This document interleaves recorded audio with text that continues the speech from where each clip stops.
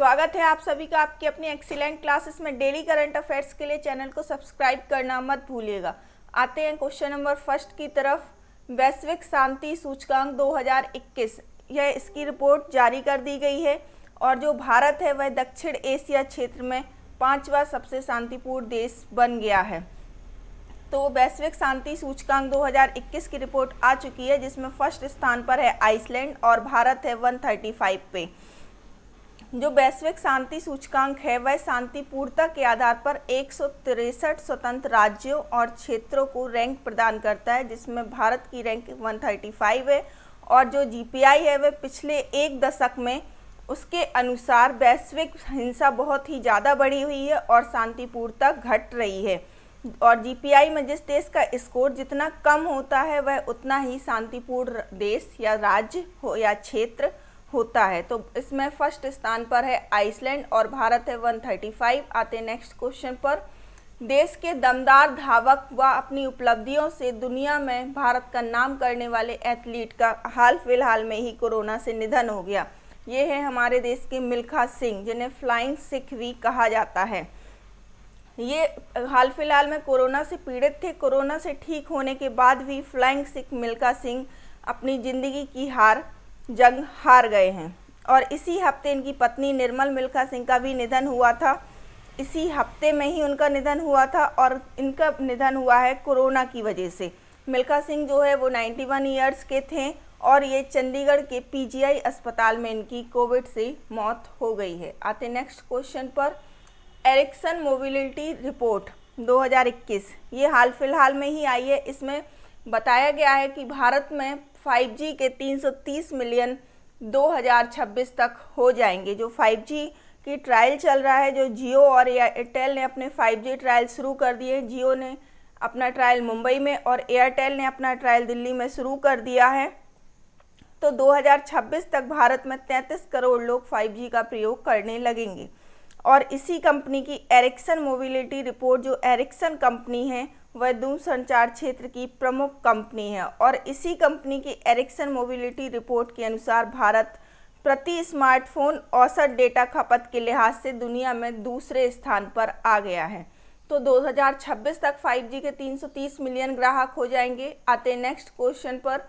Uttar Pradesh cabinet ने किस शहर में 400 करोड़ रुपए की लागत के विश्व स्तरीय बस स्टैंड को मंजूरी दे दी है?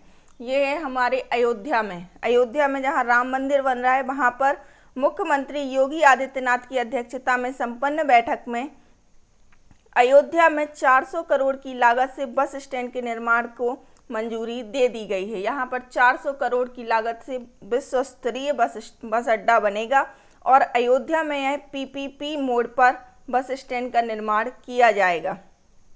जो बस अड्डा बनाने के लिए ज़मीन की ज़रूरत पड़ेगी वह वहाँ का संस्कृति विभाग अपनी 9 एकड़ ज़मीन को परिवहन विभाग के नाम कर देगा।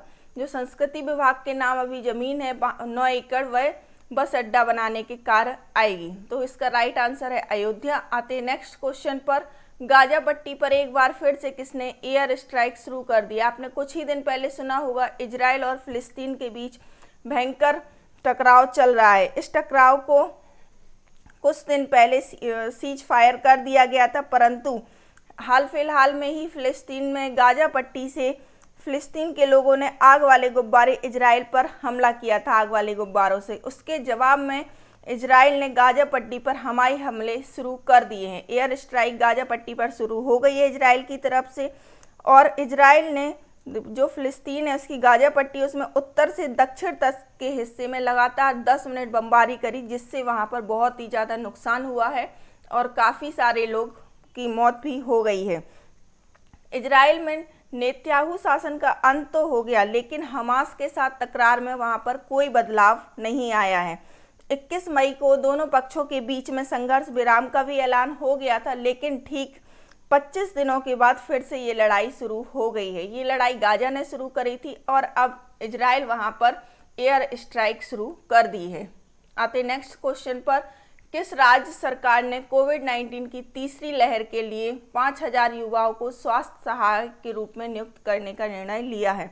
ऐसा करने वाले हैं दिल्ली सरकार के अरविंद केजरीवाल ने ऐसा किया है, क्योंकि जो कोरोना केस से पहले लहर आई थी उसमें बहुत सारे स्वास्थ्य सहायक के रूप में लोगों की ज़रूरत पड़ रही थी, पर जितने लोग नहीं थे उससे ज़्यादा लोग बीमार थे।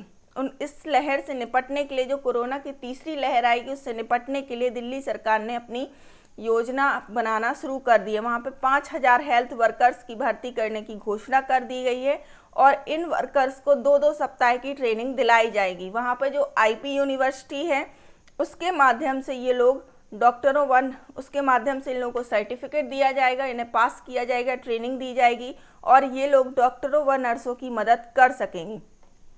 17 जून से इसके आवेदन भरना भी शुरू हो गए हैं और जो चयनित लोग होंगे उन्हें 28 जून से ट्रेनिंग उनकी होगी और इसकी योग्यता रखी गई है 12th पास।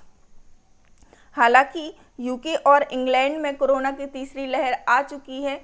इसी को देखते हुए दिल्ली सरकार ने पहले से ही सुरक्षा के इंतजाम पूरे करने में जुट गए हैं। तो इसका राइट आंसर है दिल्ली। आते हैं नेक्स्ट क्वेश्चन पर। भारत के WTO मिशन में निर्देशक के रूप में सरकार ने किसे नियुक्त किया है? WTO के निर्देशक बने हैं ये भारत सरकार ने पहली बार निजी व्यक्ति आशीष चांदोरकर को WTA में भारत के स्थायी मिशन में 3 साल के लिए काउंसलर नियुक्त किया है। ऐसा पहली बार हुआ है जब इस मिशन में किसी निजी व्यक्ति को शामिल किया गया हो या निजी व्यक्ति को नियुक्त किया गया हो। जो चांदोरकर हैं वह स्माही foundation of policy and research के निर्देशक हैं और विश्व व्यापार संगठन जो WTO है वह व्यापार से, जो विश्व में व्यापार होता है उससे संबंधित निर्णय लेता है और इसकी स्थापना, इसको जो भारत है इसमें इसका सदस्य बना था 1995 में। तो इसका राइट आंसर है आशीष चांदोरकर। आते नेक्स्ट क्वेश्चन पर। भारत और फिलीपींस के शोधकर्ता ने कहां पर 15 मीटर के सबसे ऊंचे पेड़ की खोज की है?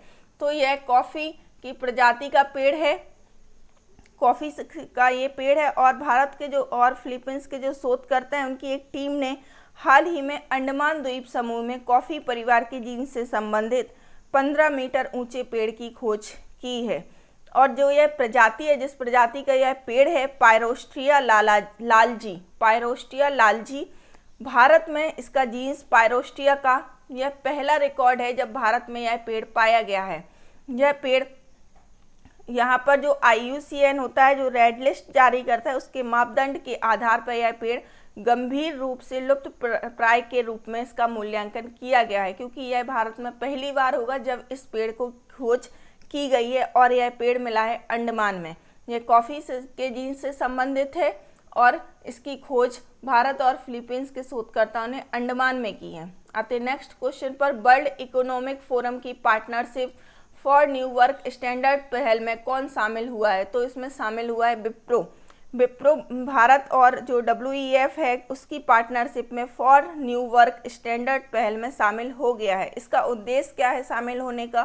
तो इसका उद्देश्य है कि आगे की सोच रखने वाले लोगों की नीतियों को आकार देना और उपकरण और प्रौद्योगिकियों का उपयोग कराना। जो नए नए इन्वायरमेंट हो रहे, नए नए एक्सपेरिमेंट हो रहे हैं, नए उपकरण आ रहे हैं, उनके बारे में लोगों को जानकारी देना और उनके काम को आसान बनाना प्रौद्योगिकी के माध्यम से। जो विश्व आर्थिक मंच है वह सार्वजनिक निजी सहयोग के लिए अंतर्राष्ट्रीय संगठन है। जो विश्व वर्ल्ड इकोनॉमिक फोरम है वह सार्वजनिक निजी सहयोग के लिए अंतर्राष्ट्रीय संगठन है और इसकी स्थापना करी गई थी 1971 में। एक गैर लाभकारी संस्थान के रूप में, एक संगठन के रूप में इसकी स्थापना की गई थी और इसका मुख्यालय जिनेवा में है। स्विट्जरलैंड के जिनेवा में इसका मुख्यालय है। तो इसमें शामिल हुआ है विप्रो। आते हैं नेक्स्ट क्वेश्चन पर। किन दो देशों के बीच हाइड्रोजन समझौता हुआ है? तो जैसे कि हम इमेज में देख पा रहे हैं, जर्मनी और ऑस्ट्रेलिया के बीच हाइड्रोजन समझौता हुआ है। जर्मनी और ऑस्ट्रेलिया ने दोनों देशों के बीच एक अक्षय ऊर्जा आधारित हाइड्रोजन आपूर्ति श्रृंखला की सुविधा के लिए हाइड्रोजन उत्पादन और व्यापार पर एक द्विपक्षीय गठबंधन पर हस्ताक्षर किए हैं। जर्मनी ने 9 अरब यूरो की हाइड्रोजन रणनीति वर्ष 2020 में ही शुरू कर दी थी और अब जर्मनी और ऑस्ट्रेलिया के बीच हाइड्रोजन समझौता हो गया है। आते नेक्स्ट क्वेश्चन पर। ये हमारा आज का लकी क्वेश्चन है जिसका जवाब देकर आप लकी विजेता बन सकते हैं। डेल्टा कोविड-19 वेरिएंट के खिलाफ सबसे कामगार कौन सी वैक्सीन साबित हुई है? फाइजर, कोविशील्ड, स्पुतनिक वी या इनमें से कोई नहीं? आपकी हेल्प के लिए इमेज भी दे दी गई है। आपको बताना है कि कोविड-19 वेरिएंट के खिलाफ सबसे कारगर कौन सी वैक्सीन साबित हुई है।